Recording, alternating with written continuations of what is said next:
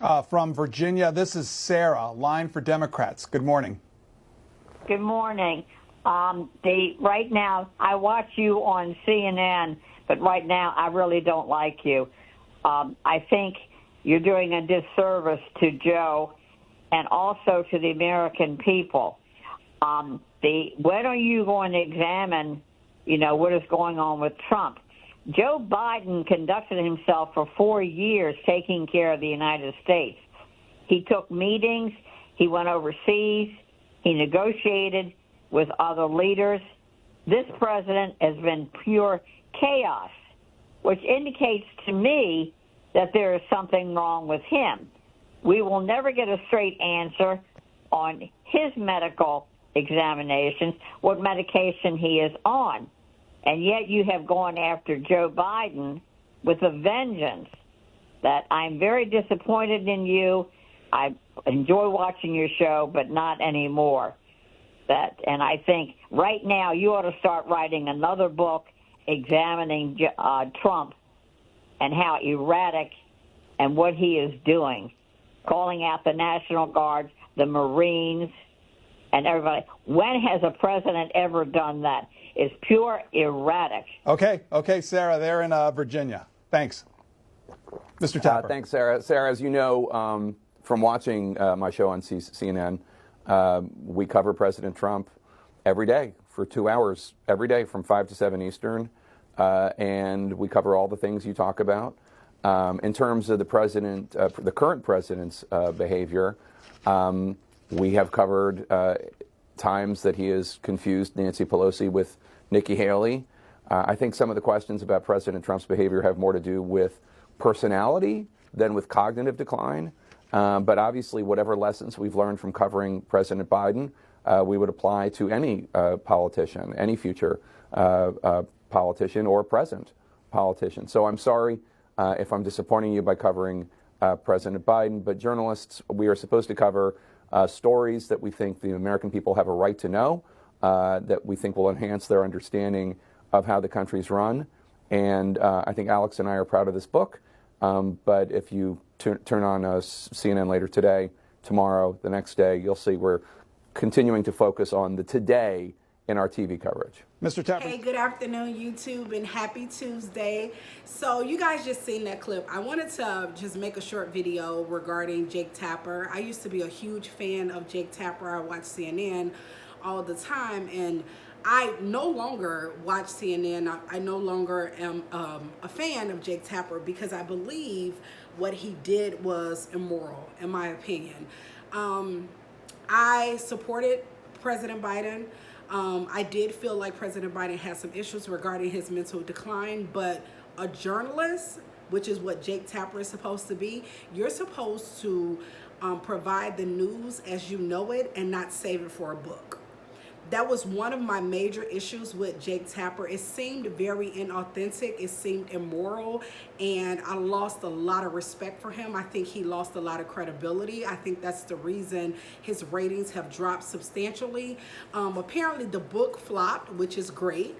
And like I said, it wasn't predominantly about being a supporter of Joe Biden. I did vote for Joe Biden. I do feel like Joe Biden was a good man. I feel like he was a fairly decent president.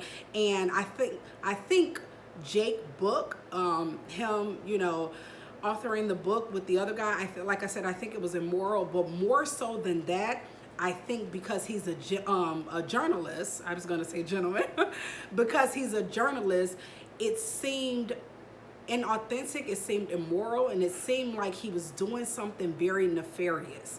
If you are a reporter, you are a journalist, you tell the public the information as soon as you get the information. He saved it for a book. He saved it to profit. And I'm so grateful that apparently the book is not doing well. And so that was the part that I had an issue with. Another thing that I had an issue with, Donald Trump is literally running around doing things as if he's a madman. And I believe a lot of these networks are not holding him accountable because they are afraid of him. They're afraid that he's going to come after them. They're afraid that he's going to call them losers or he's going to tweet about them. And nobody is standing up for democracy. To me, in my opinion, people are not standing up for democracy. You have so many people that are afraid to hold Donald Trump accountable, his administration accountable, the Republican Party accountable. And this is how dictatorships happen. When people are afraid to hold elected officials, people that are supposed to be our leaders, are afraid to hold them accountable. So I lost major respect for Jake Tapper. I probably will never watch him again. And the entire time that I listened to this woman basically berate him and tell him that she was disappointed in him and she no longer watched him, I was smiling from ear to ear the entire time, because he needed to hear that. He needed to hear that he lost the public's confidence, that the public no longer trusts him, that the public feels like he went after Joe Biden with a vengeance, but he's when it comes to Donald Trump, he's very careful what he say. It's very noticeable. And I don't know if these journalists and these pundits, if they notice that the public knows what they're doing. The public knows that they're afraid. The public knows that they're not holding Donald Trump accountable because they fear him. But yet you found value in going after Joe Biden after he left office. If you are a journalists are public servants. They are public servants. So if you are a public servant, you should give the information at the time you have the information. You do not wait until you can make a book and profit off of it. He does not deserve to be a journalist anymore. And I don't take pride in saying that, because I was a huge fan of Jake Tapper. I think I've even said on my channel several times that I really like Jake Tapper. I feel like he called everything straight. And now I feel as if I don't feel like he called it straight anymore. I don't. Because there's reasons to criticize Joe Biden. I am not a person who I caucus with the Democrats. I vote Democrat. But I am not a person who believes that you can't hold Democrats accountable or responsible for their actions. You absolutely should hold people accountable and responsible for their actions, but do it where you're doing it to both parties, where you're doing it to everybody, where you're doing it across the board. I don't feel like that's what Jake Tapper did. I don't think that's what he's doing, and he lost major respect from me, and I think from the public at large, because of his book.